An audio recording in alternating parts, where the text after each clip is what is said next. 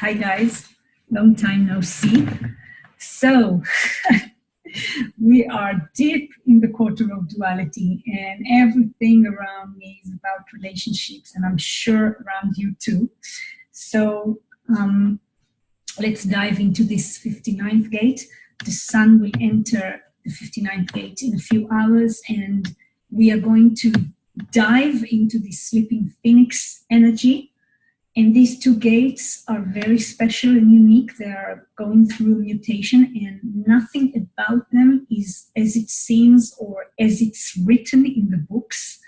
So our bonding strategies are under genetic mutation. Our genetic bonding strategies are under genetic mutation, and our romantic love and fickleness and moodiness is under genetic mutation. So we are going through a phase that we can't really put a finger on these things and say that's the way it works. And of course we see that the mechanics work, but there are differences and mutations in development and movement. Maybe the word is movement in everybody's way of bonding. It can change, it can mutate a little bit, it can transcend itself during phases of life. Very interesting. That's what I notice through getting deeper into my process and in other people's processes when we look at this energy of mutation that is around these two gates. And we also know that the sleeping phoenix, this energy is called sleeping phoenix because of the 55th gate. The gate that goes through the mutation, and of course if it goes through the deep mutation, then the 59th as well, because they are partners. So these two gates are the reason why it is called the sleeping phoenix. And the sleeping phoenix is sleeping, and when it wakes up, it needs to die first. This is something that I remind myself again and again, also when I see this cross in people's charts and also in people's cycles, because when you enter this cycle, and we are going to enter this cycle, we actually are entering it as we speak, the background frequency of the sleeping phoenix, that we have 10 years, but these 10 years is nothing. I mean, it's already here. So everything we know needs to die before this awakening can occur. The sleeping phoenix sleeps, wakes up and dies, and only then the awareness is waking up from a completely new place, in a completely new phase. And I'm looking at these issues of relationships and love and bonding strategies from the point of view of this needing to die. Everything we know about relationships, everything we know about sexuality, everything we know and we label and we are used to, and all the formulas. Yes, we have also the channel of logic here, and all the formulas in the nodes, the formulas that come from the quarter of duality, that try to put things in the box and see how they work, for how they will present themselves in the future. All these things need to collapse, need to burn to the ashes before the new can rise from these ashes. So all these subjects of bonding, love, sexuality, relationships, partnerships, all these issues are under deep mutation and are now in the process of dying in order to reborn. And the rebirth of these issues, these energies, I don't want even to call them issues, the rebirth of these energies will be very, very individual. Every individual will have their own way of bonding, their own way of sexuality. What sexuality, if there will be sexuality? We know that the more we live our design, the more we need different ways of bonding, and sexuality changes the need for what we call sex in the homogenized world is reducing. And when we live our design, yes, and everyone is more and more, is more attuned to their design. And in so many designs, the sexuality is completely different than the homogenized way of looking at it. So this is going to be, we are entering an era of pure individualism. And in all this individualism, there's this 59th gate that points to us that sexuality, bonding, relationships, even fertility, everything is going to be very, very individual and very different from one another, and no labels, no stigmas, nothing like that, no dogmas, not how it should be. All these things just collapse. And I really, really am happy to be in an era when that is happening, and to be part of this process, and to guide people through this process, and to see myself going through this. This is a real revelation and an awakening. It's nice. It's really, really, it's a feeling of, for me, it's a feeling of success. For others around me, I can see the satisfaction from this process. And it's not an easy one, because we have conditioning around those issues, and we know that very well. It's like food. And by the way, the 55th has to do with food, so it's all together, but we're not going to get into this subject today. But everything that goes with bonding strategies and sexuality and relationships is really under deep mutation. So the 59th gate is, we know it's a role gate, and it's not about having the 59th gate in our chart in order to know what's our bonding, genetic bonding strategy or sexuality strategy. It's about the profiles. And we know that these role gates give their essence to the profile. So here we can see the 6 basic genetic strategies that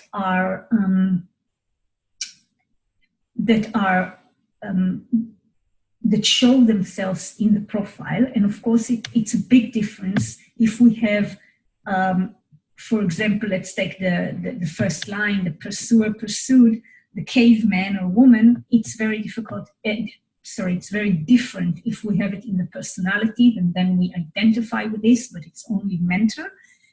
Or if we have it in our body, that this is the natural, really sexuality bonding strategy of the body itself. So of course we all have 2 strategies, and these 2 strategies usually don't work very well together unless we live our design. And this is really something very beautiful to see, that unless we do experiment deeply with our design, we can't see how it can work together, because some of them are really, except I think the 2-4 and the 6-2 that can really work well together when we, even if we're not completely aware of our design, they can work well, not always, but they can work well. All the others are really very interesting when we put them together, and the mind and the body has 2 completely different attitudes. Very, very funny, all these things, very funny. And also what it shows us is that when we say bonding strategy or sexual strategy, when we use the word sexual, it doesn't mean that it is about really being sexual, because it's a genetic strategy that sometimes is exactly the opposite. We can see the second line and the fourth line and the sixth line that have, these three lines have really all kind of ways that you look at them, that you see that they're not always sexual, especially the fourth line, but also the second and also the sixth line that sometimes is completely withdraws from sexuality because they don't find the correct mate. And it also depends what phase in their life they are.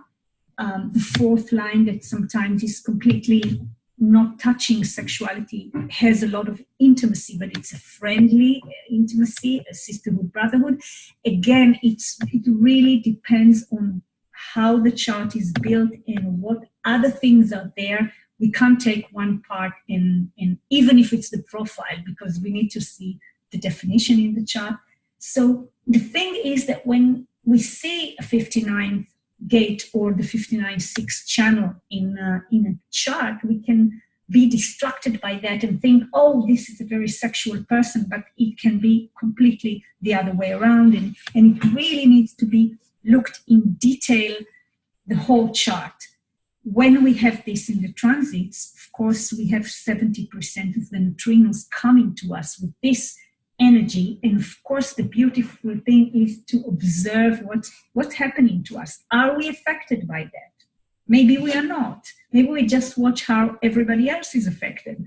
And if we are affected, if we are in our design, it just serves us. It's another experience. We are here to experience everything, the transits, the people. This is what we are doing here, experiencing.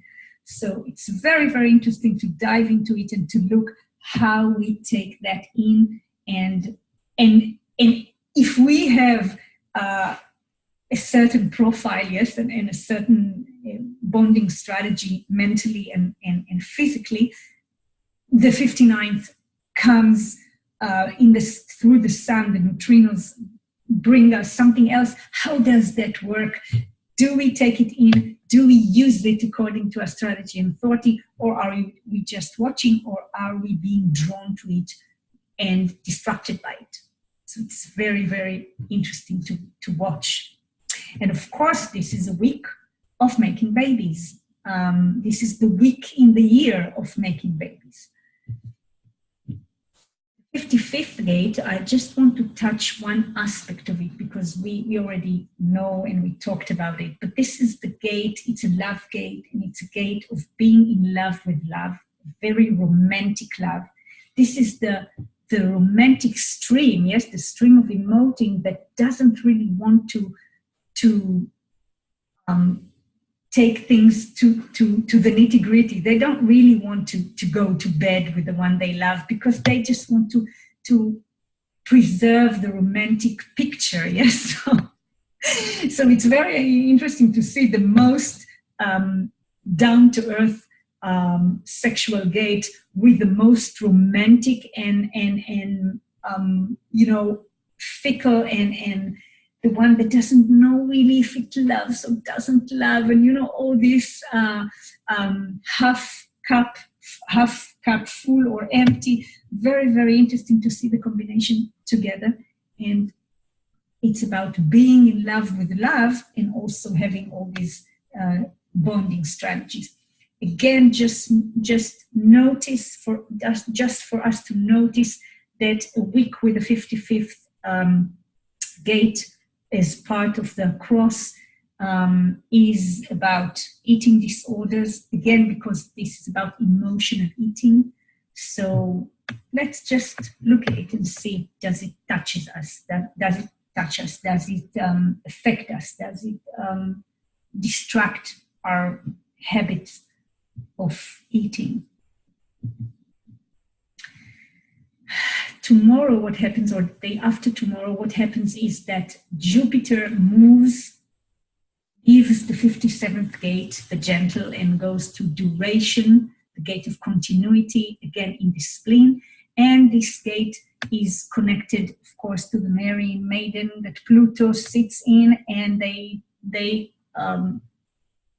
create together the channel of transformation. That we also remember that this is the imprint of the year. So we have long-term transit of the channel of logic, and we have this channel of transformation. They both include a gate from the quarter of duality, the 32nd gate. We know that all the gates of the spleen are from the quarter of duality. So we know that. And the fourth gate that in the notes is the quarter of duality. So we have a lot of transformation and doubt and logic way of thinking about the issues that now the 59th gate is bringing us. Yes, all these bonding strategies, everything about relationship. And we know if we're talking about collapsing of beliefs and paradigms and everything that needs to be collapsed about relationships and love and all these issues, then the 32nd gate is very interesting because this is a gate that preserves. This is a gate that doesn't let go easily and has the fear of failure. And it's very interesting that Jupiter, which is very severe energy, sits there. And, you know, we have this very strong mutative drive from Pluto, the Mary Maiden, to transform. And this 32nd gate is now sitting there and trying to see what is really worth transforming and what needs to be preserved. Now, this is a challenge because we are going through this emotional, sexual mutation, huge mutation. All humanity goes through this. So the 32nd gate is going to fight over what will I preserve here? How can I preserve the old and not let it mutate? Or will be open to let the transformation happen? Very interesting to watch it because I really go through this and I see it. And I see it everywhere. And I understand that these energies are really, they're the wind in our back. It helps us. They push us through the transformation and the mutation we need to go through as a species and, of course, as individuals. So this is very, very strong. And I encourage you to let go of the old. Let go of the old. It's not easy when Jupiter is going to sit here and no, preserve. No, do it. Let go. We have no choice. The sleeping phoenix is going to be awakened and to die, and we need to rise up new from the ashes. We have no choice. When the sun will enter the 59th gate in the third line, Mercury is going to, in its retrograde, is going to enter the 59th in retrograde, so in detriment, sorry. So we can see these voices of the one night stand is being talked while the openness, bonds made and broken, is in the sun. This is going to be very, very interesting to watch. And of course, we have all these other gates. We have the moon. When the moon will be in the 48th, we are going to have practical solutions about all this, and of course the formulas and the transformation, and will I preserve the old patterns or not? And all of this, I just remind you that all of this is also through the strong influence of Uranus that sits in the gate of ordering, difficulty in the beginning, and it is a difficulty in the beginning of this transformation, of this sexual and emotional transformation that we are all going through. So it's really very mutative era for us. 26 later almost the 27th. It's actually going to be in the 27th GMT. The moon will be for 10 hours in the 44th gate. Again, a gate of the spleen, again coming to meet the end of the quarter of duality, and will be the missing link that combines the whole stream of instinct, which is a tribal stream, and again, the energy of Pluto that pushes upwards in the ladder, yeah, will reach to the ego, and we will be able to transmit our new formulas and understandings and beliefs. We see the 56th gate also in Venus. Everything is going to be around relationships, bonding, sexuality, and love. In the end of this week, in the 27th, in the evening, GMT, the sun will enter the 59th gate in the 6th line, in detriment, one night stand. In detriment, it means really one night stand. And Mercury is going to be in the 59th degree. So the same combination, but in the other way around, in the places they sit. And again, it's going to be interesting. We are going to talk about bonds made and broken. We're going to talk about openness in sexuality, and the sun will bring the one night stand. So we really need just to watch it. And of course, Mars in this day is going to enter the 29th gate, the gate of saying yes and jumping into new relationship adventures. So, wow, this is really, really interesting. I think we should watch what's going to happen to us and to others in this day. Interesting week, juicy week. And just to wrap everything, if we talk about relationships, I chose this amazing card from Osho, the Lovers, that really, really demonstrates and displays the importance or the real role of relationships in our lives, which is the role of reflection. Because if we want to really learn to accept ourselves and love ourselves and grow, we need a good mirror. And the only way we can really see our reflection and also see how this reflection changes over the years is through relationships. Some of the reflections are not very beautiful and some of them are amazing, but all of them show us who we are. And the beauty and sophistication about it is that the reflection sometimes really doesn't look like us.